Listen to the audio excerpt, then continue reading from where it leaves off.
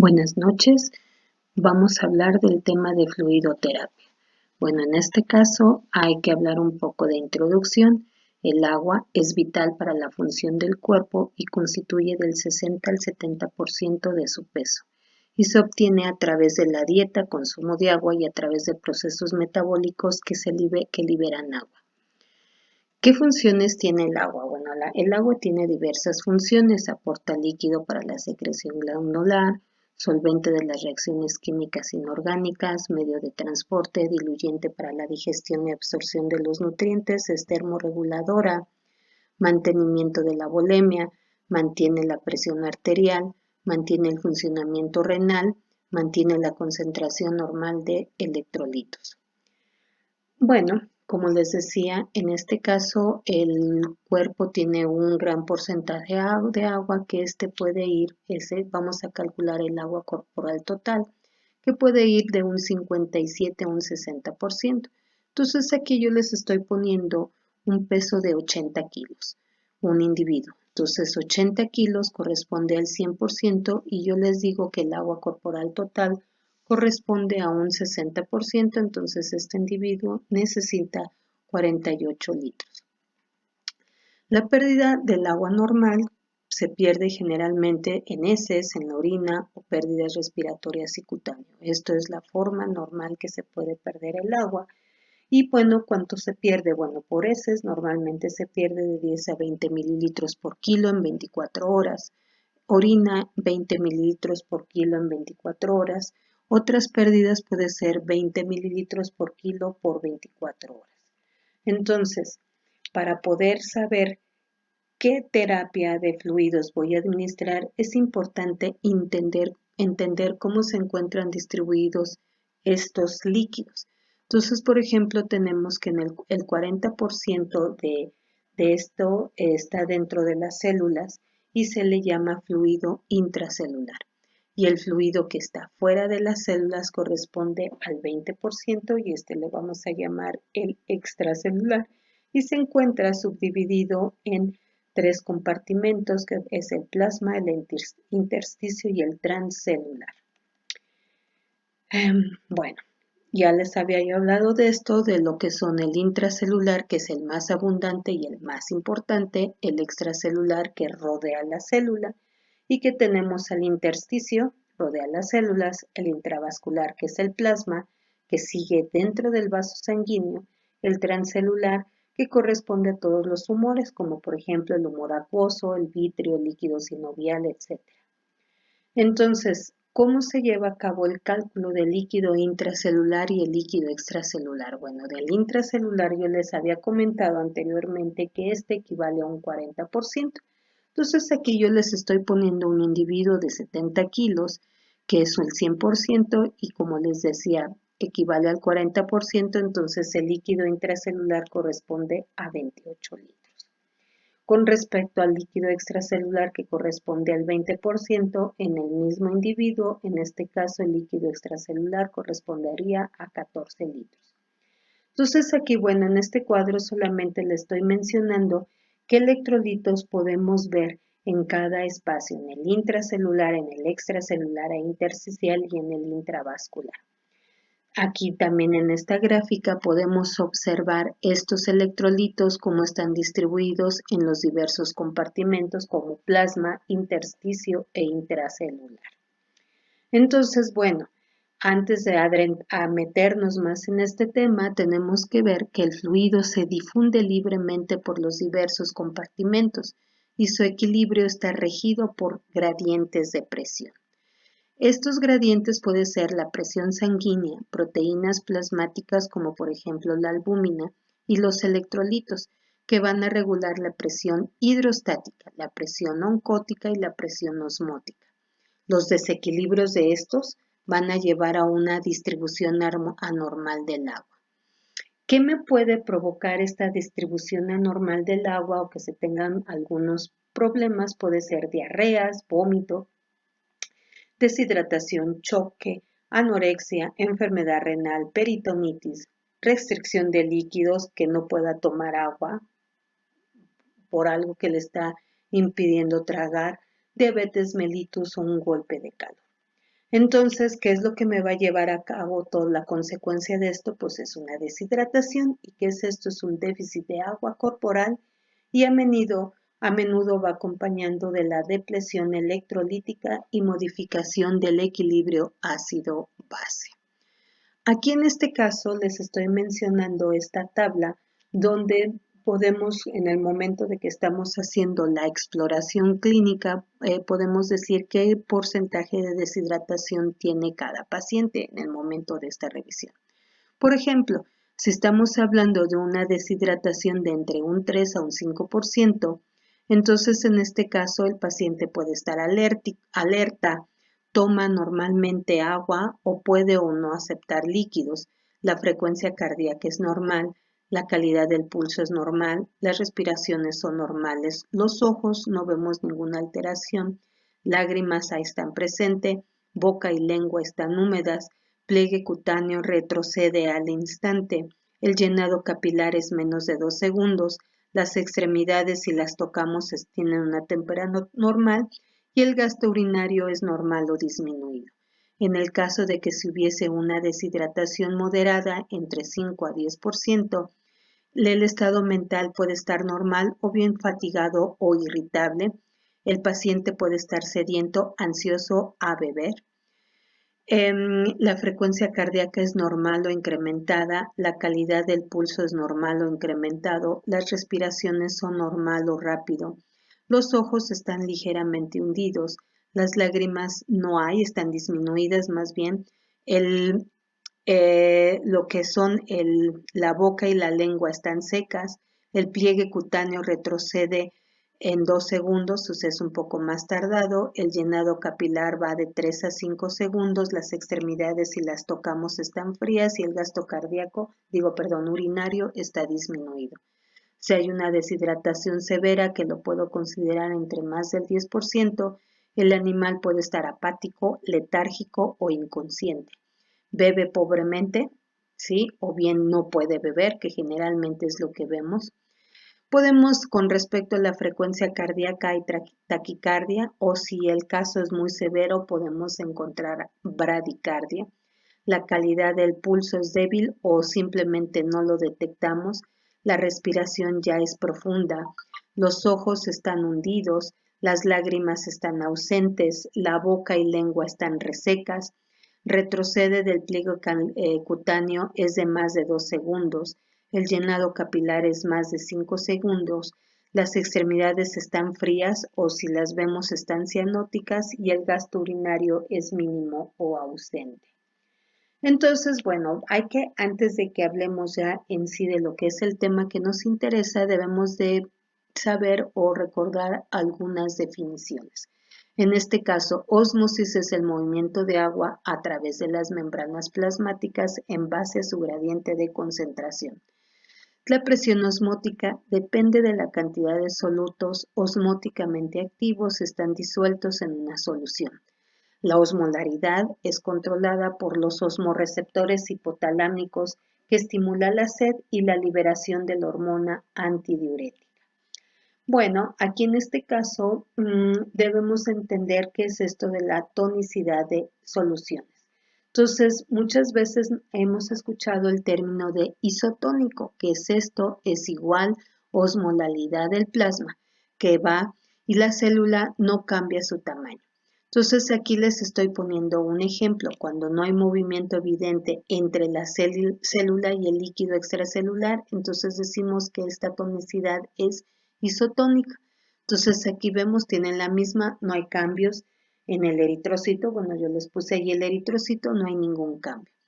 Si estamos hablando entonces de una tonicidad hipotónica, la célula va a permitir la entrada de agua del espacio extracelular, como vemos en esta foto, en este dibujo, al intracelular, para aumentar la concentración de solutos en el medio extracelular y así a tratar de volver a desplazar la osmolaridad a su valor normal. Entonces aquí veamos este dibujo para tratar de entender esto. Entonces un exceso de esto me puede provocar edema, aumenta la osmolaridad y la célula puede explotar. Luego tenemos otro que es el hipertónico. Aquí sucede lo contrario. La célula deja salir agua de su interior, disminuyendo su volumen. Vea cómo está esta. ¿Sí? Celular para bajar la concentración de solutos del medio extracelular. O sea, aquí está permitiendo la salida de agua. Entonces, ¿qué? Si estamos hablando de un eritrocito, este me puede provocar la crenación. ¿Qué es esto de la crenación? Pues son bordes, el eritrocito empieza a formar bordes festonados, ocasionando flacidez en el eritrocito y pues puede morirse. Entonces, como vemos aquí, estos bordes festoneados que yo les decía. Entonces, bueno, ya entendimos qué es esto de la tonicidad. Es importante hablar o considerar muy bien lo que es la historia clínica. Entonces, necesitamos evaluar al paciente para poder decir o decidir qué necesidades de fluidoterapia necesita. Esto lo podemos hacer ya sea mediante la observación o bien por los datos que proporciona el propietario. Además, considerar si el paciente presenta poliuria, polidipsia o anorexia. Y si hubiese, por ejemplo, vómito, ver o saber cuánto es la cantidad y frecuencia que presenta este paciente.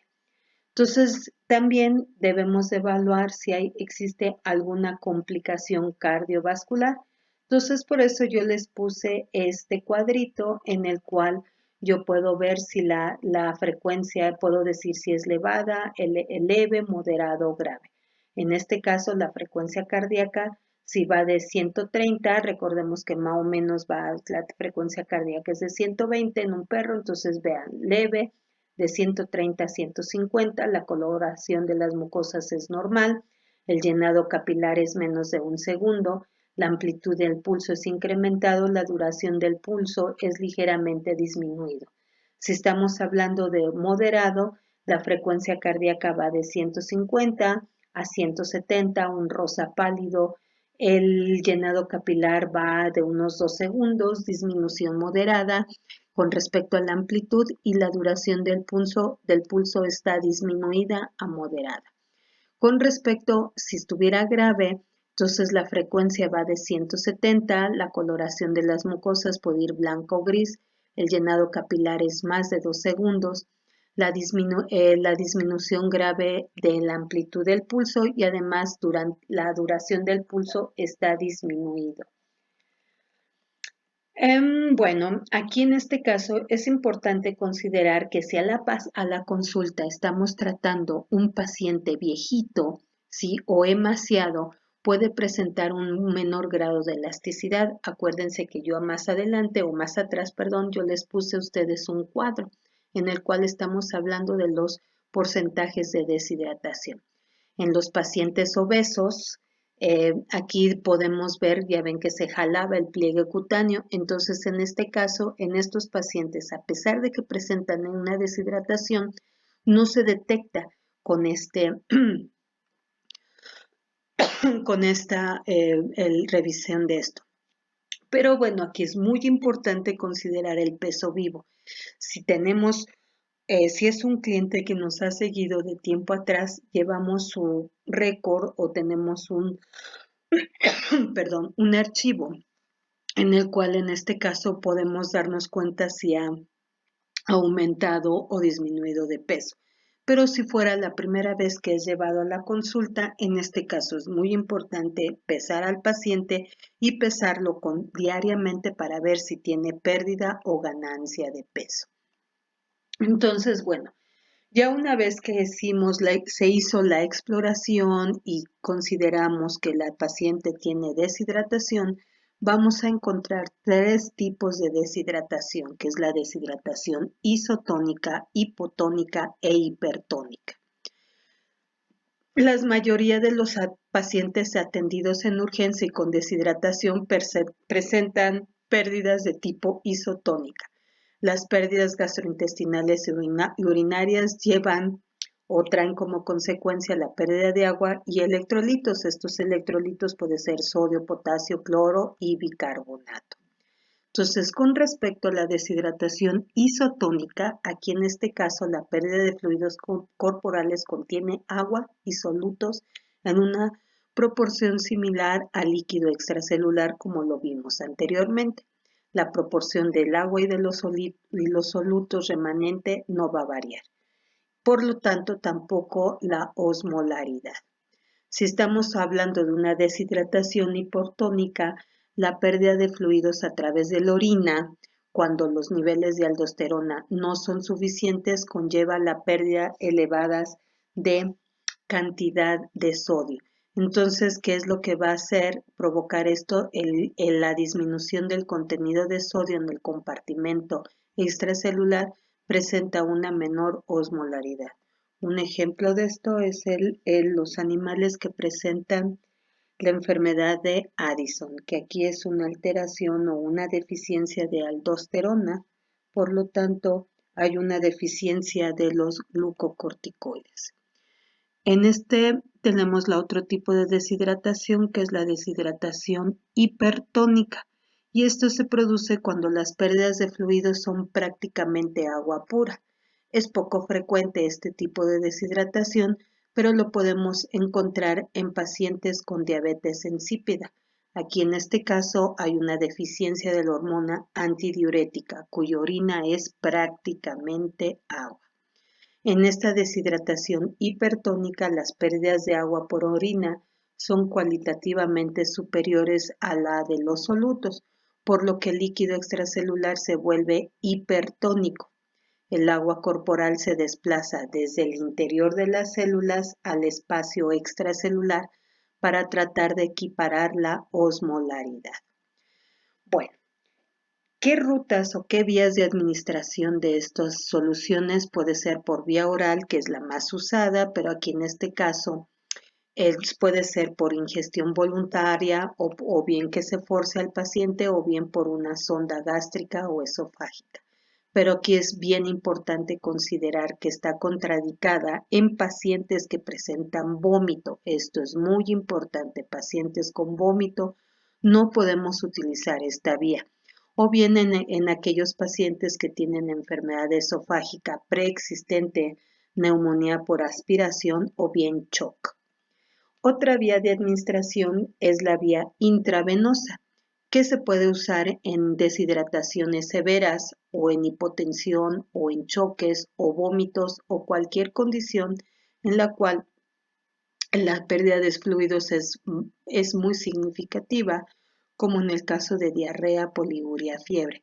Pero requiere, aquí en este caso, la desventaja de esto es de que requiere una constante monitorización, o sea, el paciente tiene que estar hospitalizado y tener cuidado especial con los catéteres. Otra vía de administración es la vía subcutánea, que por desgracia es muy utilizada en nuestro medio, pero aquí la absorción dependerá de la osmolaridad del propio fluido y de la habilidad de los tejidos para absorberlos. ¿A qué me refiero con esto? En este caso, hay que considerar que si tenemos un paciente que llega, por ejemplo, en un estado de choque, generalmente o más bien siempre, la respuesta fisiológica que va a provocar este proceso es una vasoconstricción periférica. Entonces, como hay una vasoconstricción de los vasos sanguíneos, los líquidos que estamos colocando en esta vía, pues van a permanecer ahí, o sea, no va a servir para la aplicación. Entonces, definitivamente, si llega un caso en un animal con choque, pues mejor no tomarle en cuenta. Pero bueno, si hay una deshidratación moderada, podemos aplicarla por vía subcutánea. Generalmente las soluciones que podemos colocar son las soluciones isotónicas, ¿sí? Y podemos colocar de 11 a 22 mililitros por kilo en el punto de la inyección. Aquí solamente hay que considerar que puede ser dolorosa la aplicación, entonces en este caso puede disminuir esto con las soluciones tibiecitas. También esto lo puedo aplicar en la intraóseo, que inclusive en esta ruta ¿cómo se llama? De vía de administración intraósea o intramedular, En este caso es más dolorosa que la anterior, aquí aclaro. Igual se recomienda mejor que apliquemos las soluciones tibiecitas, temperatura cachete, ¿sí? Y bueno, podemos considerar esto si yo ya no tuve un acceso adecuado por la vía endovenosa, pudiendo utilizar agujas espinales, como por ejemplo la de 20G, 20 Gauss, o bien podemos utilizar las agujas intraóseas. Entonces, bueno, ¿qué cavidad medular podemos utilizar? La del fémur o la del húmero. En este caso, aquí, cuando hay una crisis, por ejemplo, de choque, no hay, podemos aplicar cualquier tipo de fluidos o fármacos, etcétera, pero aquí no se recomienda más que unas 12 horas como máximo. Y ya una vez que se aplicó esto, que más o menos se restableció, entonces ya podemos utilizar otra vía como la endovenosa. Entonces, bueno, ¿qué fluidos podemos encontrar en el mercado? Podemos ver los cristaloides, los coloides artificiales, la sangre o sus hemoderivados. Entonces, dentro de los cristaloides que son soluciones de agua y electrolitos que pueden salir libremente del compartimento vascular, son difusibles a través de las membranas celulares, por lo que no influyen en la presión coloidosmótica intravascular, así que entran a todos los compartimentos corporales como vimos en un inicio. Ejemplos de estos cristaloides tenemos, por ejemplo, las soluciones cristaloides isotónicas. Puede ser la solución salina fisiológica al 0.9%, el Ringer lactato o la solución de Ringer. Tenemos otro tipo de fluidos que son los coloides, que estos son líquidos con partículas de gran peso molecular. Al no atravesar las paredes de los capilares, estos van a ejercer una presión osmótica en el espacio intravascular. Por lo tanto, van a restaurar el volumen intravascular más rápido que los cristaloides. Entonces, aquí, ¿qué es esto que provoca? Son retenidas durante mayor tiempo. Usos de los coloides puede ser en choque, en estados de choque, hemorragias severas o deshidrataciones. Algunos ejemplos de las soluciones coloidales pueden ser los naturales como la albúmina, el plasma, sangre completa, los artificiales como polisacáridos, polipéptidos, que son los derivados de las gelatinas, y el hidroxietilalmidón. Las soluciones cristaloides hipertónicas tenemos como ejemplo la solución salina hipertónica, que es el cloruro de sodio al 7.5%. En este caso, ofrecen una alternativa segura cuando se asocia a un trauma cráneo severo, hipovolemias muy severas. Su alto potencial osmótico causa que los fluidos se muevan desde el espacio intracelular hacia el espacio vascular, provocando un rápido incremento en el volumen circulatorio. Otras soluciones disponibles pueden ser las soluciones de dextrosa, glucosado al 5%, que es isotónica hipotónica, glucosado al 50%, que es hipertónica, soluciones de mantenimiento, que es al 0.45% de cloruro de sodio más 2.5% de dextrosa. Algunas consideraciones de estas soluciones que podemos encontrar, hablemos de la solución salina fisiológica, que se utiliza para expandir el volumen extracelular. Es útil como fluido de reemplazo en el tratamiento de hiperpotasemia, hiponatremia e hipoadrenocorticismo. No usarse en enfermedades con enfermedad cardíaca, ya que en estos pacientes recordemos que hay una restricción de sodio. Tampoco no se recomienda en enfermos hepáticos porque puede haber un peligro de sobrecarga asociado a la incapacidad del organismo para metabolizar la aldosterona. Otra consideración es el Ringer lactato. Este, como lo mencioné anteriormente, es un cristaloide de reemplazo.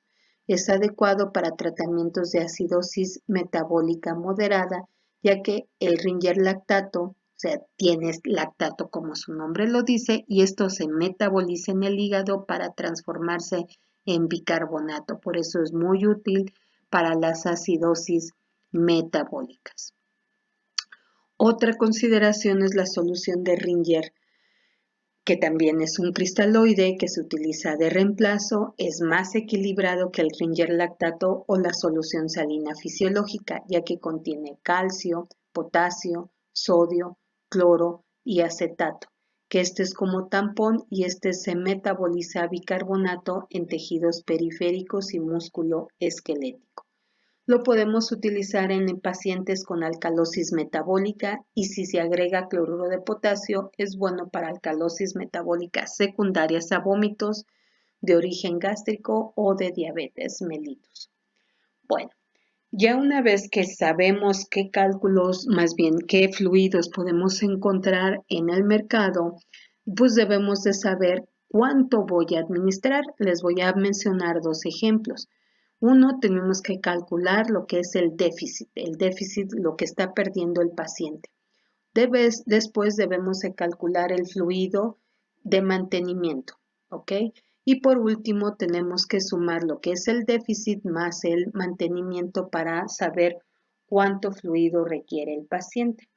Entonces, bueno, este es el primer ejemplo en el cual yo les estoy mencionando un porcentaje de deshidratación por el peso del paciente. Acuérdense de esa tablita que les mencioné anteriormente. Entonces, por ejemplo, yo tengo un perro de 10 kilos y yo lo evalúo y digo que tiene un 5% de deshidratación. Entonces, 5 entre 100 por 10 kilos, esto es a 0.5. Y si yo sé que 1 kilo es igual a 1 litro, por lo tanto requiero 0.5 litros, o sea, 500 mililitros es su déficit. Entonces, esto es el déficit.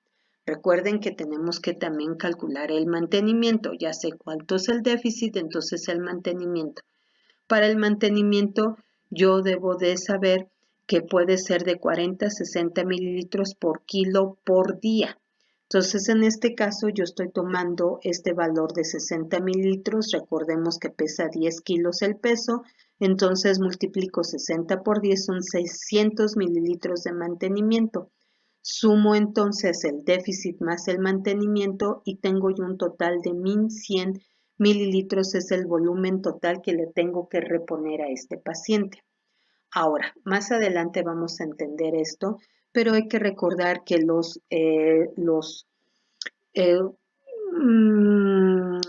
que utilizamos, estas venoclisis que utilizamos, encontramos dos tipos, que son lo que les llamamos los normogoteros, que estos caen de 10 a 20 gotas por minuto. Esto es importante, por eso lo puse con negro, que le llamamos el factor gota.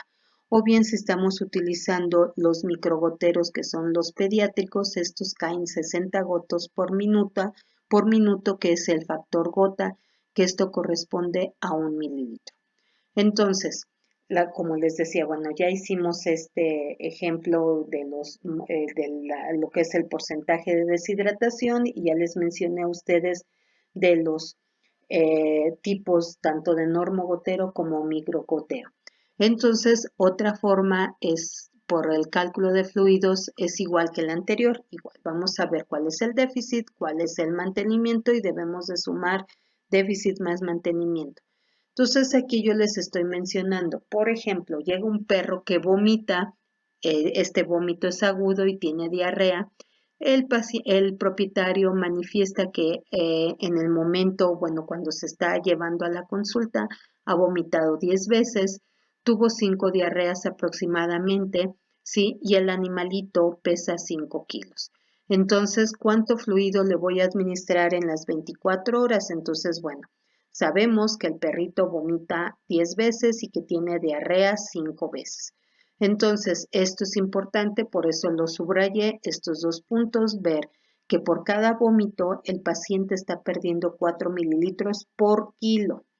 Por cada diarrea, el paciente pierde 4 mililitros por kilo. Entonces, recordemos que el paciente pesaba 5 kilos. Entonces, 4 mililitros por 5 por los 10 vómitos que ha tenido en ese momento son 200 mililitros. y recordemos que también tiene diarrea, entonces 4 mililitros por 5 por las 5 diarreas que tiene, esto da un total de 100 mililitros. Entonces, el total del déficit, o sea, el déficit son 100 más 200, o sea, 100 de las diarreas más 200 mililitros del vómito, son el déficit 300 mililitros. Recordemos lo que decíamos del mantenimiento. Entonces aquí yo les puse 50 mililitros por kilo. Entonces el total de mantenimiento son 50 por los 5 kilos que pesa, son 250 mililitros. Entonces sumo el déficit más el mantenimiento y lo divido entre las 24 horas. Entonces son los 300 más 250 mililitros, son 550 mililitros por fluido por hora. Entonces, acordémonos de estos 550 mililitros. Entonces, son 550 mililitros entre 24 horas, porque yo les digo cuántos fluidos voy a aplicar en 24 horas. Entonces, cada hora voy a aplicar 22.9 mililitros. Entonces, después tengo que calcular los mililitros por minuto. Recordemos que sabemos que son 22.9. Esto lo divido entre 60, que son 60 segundos. Esto es igual a 0.38 mililitros por minuto. Tenemos que calcular los mililitros por minuto. Entonces, por eso es importante considerar qué tipo si vamos a utilizar un normogotero o si vamos a utilizar un microgotero. Entonces, vamos a multiplicar 0.38 mililitros por el factor gota. Recuerden que esto depende del tipo de microgotero o normogotero. Entonces multiplicamos 0.38 por 60, que estoy utilizando el pediátrico, entonces le tengo que poner 22.8 gotas por minuto. Ya una vez que sé esto, debo de calcular una gota que se da por cada segundo. Entonces, 60 entre 22.8 gotas, estos son 2.63, que lo redondeo a 3. Entonces voy a dar una gota por cada 3 segundos, es lo que se colocará al paciente. Recuerda que este paciente necesita 550 mililitros en 24 horas. Bueno, eso es todo. Muchas gracias.